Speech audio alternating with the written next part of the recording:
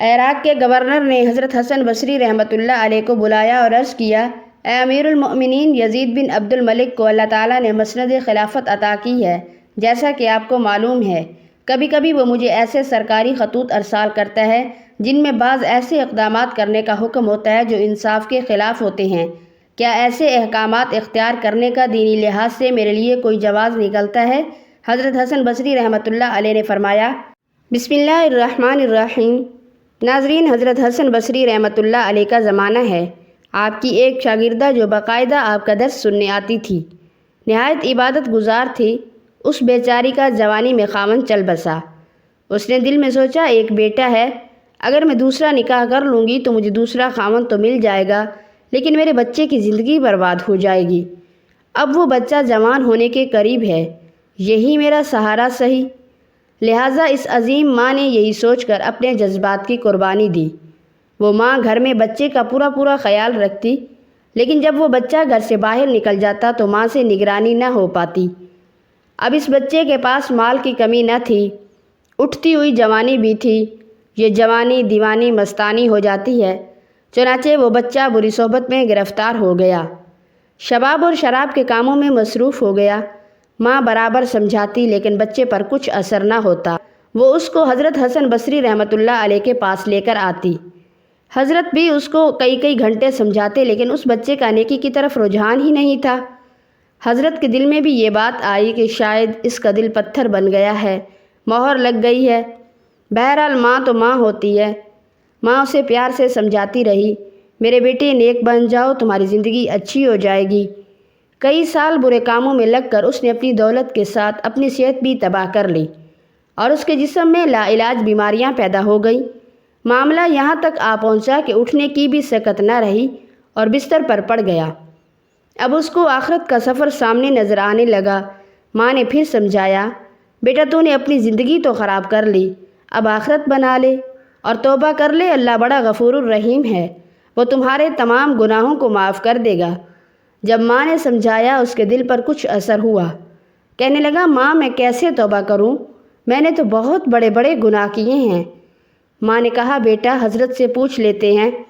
بیٹے نے کہا، ماں اگر میں فوت ہو جاؤں تو میرا جنازہ حضرت حسن بصری رحمۃ اللہ علیہ پڑھائیں۔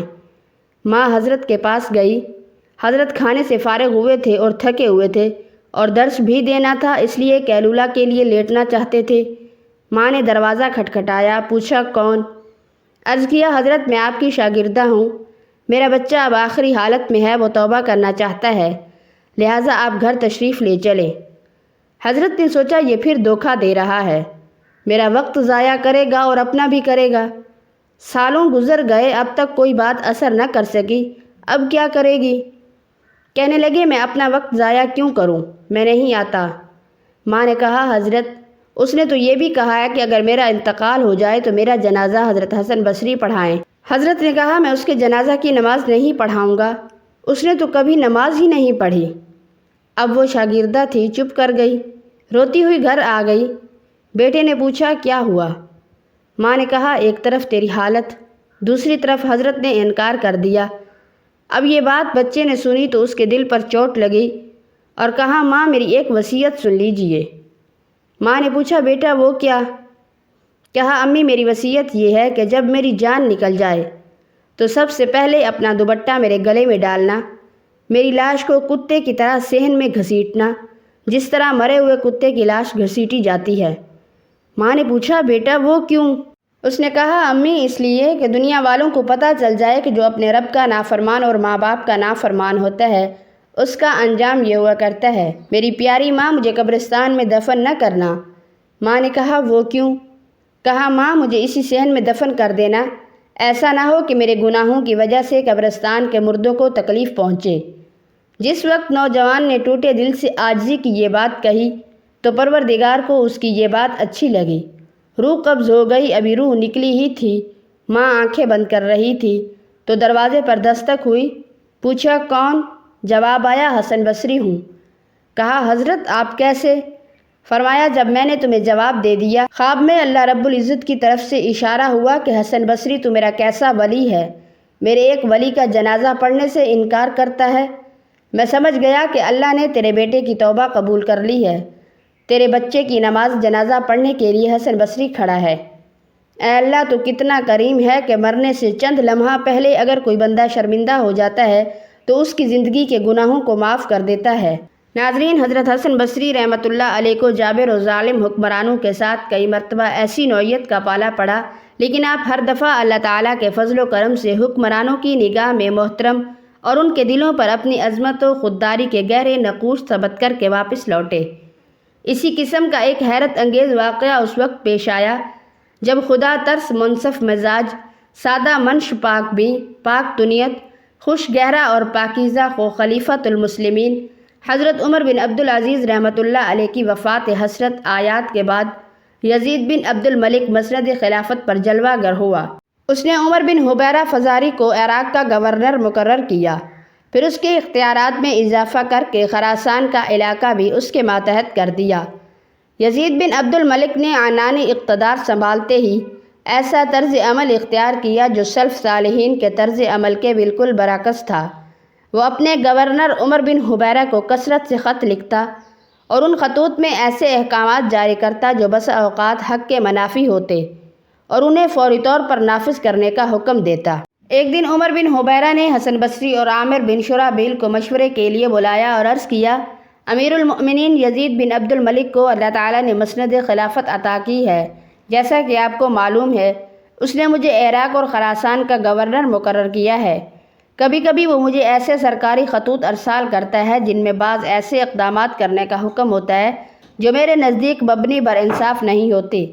کیا ایسے احکامات سے پہلو تہی اختیار کرنے کا دینی لحاظ سے میرے لیے کوئی جواز نکلتا ہے؟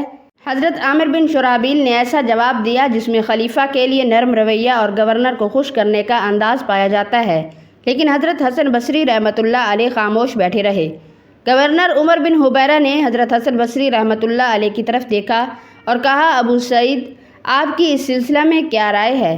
آپ نے فرمایا، اے ابن حبیرہ، ہو سکتا ہے کہ آسمان سے ایک ایسا سخت گیر فرشتہ نازل ہو جو قطعاً اللہ تعالیٰ کے حکم کی نافرمانی نہیں کرتا۔ وہ تجھے تخت سے اٹھا کر اور اس محل کی وسعتوں سے نکال کر ایک تنگ و تاریک قبر میں ڈال دے۔ وہاں تو یزید کو نہیں دیکھ سکے گا، وہاں تجھے وہ عمل نہیں ملے گا جس میں تو نے اپنے اور یزید کے رب کی مخالفت کی تھی۔ اے ابن حبیرہ، اگر تو اللہ کا ہو جائے اور ہر دم اس کی اطاعت میں سرگرم رہے تو وہ تجھے یقیناً دنیا و آخرت میں یزید کے شر سے محفوظ رکھے گا، اور اگر تو اللہ تعالیٰ کی نافرمانی کرتے ہوئے یزید کا ساتھ دے گا تو پھر اللہ تعالیٰ بھی تجھے یزید کے ظلم و ستم کے حوالے کر دے گا۔ اے ابن حبیرہ، خوب اچھی طرح جان لو، مخلوق میں خواہ کوئی بھی ہو، اس کا وہ حکم نہیں مانا جائے گا جس میں اللہ تعالیٰ کی نافرمانی پائی جاتی ہو۔ یہ باتیں سن کر ابن حبیرہ اتنا روئے کہ آنسوں سے ان کی داڑھی تر ہو گئی۔ حضرت حسن بصری رحمۃ اللہ علیہ 80 برس تک زندہ رہے۔ اس دوران دنیا کو اپنے علم و عمل، حکمت و دانش اور فہم و فراست سے فیضیاب کرتے رہے۔ انہوں نے نئی نسل کے لیے جو عظیم ورثہ چھوڑا وہ ان کے رقت انگیز پند و نصائح ہیں جو رہتی دنیا تک خزاں گزیدہ دلوں کے لیے بہار بنے رہیں گے۔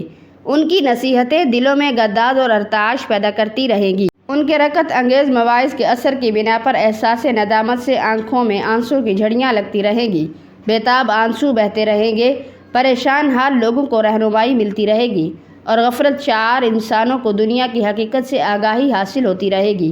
دعا ہے کہ اللہ تعالیٰ ہمیں نیک عمل کرنے کی توفیق عطا فرمائے اور ہمارا خاتمہ ایمان پر فرمائے، آمین ثم آمین۔ ناظرین، اللہ تعالیٰ کے 99 ناموں میں سے ایک نام کمنٹ باکس میں ضرور ٹائپ کریں۔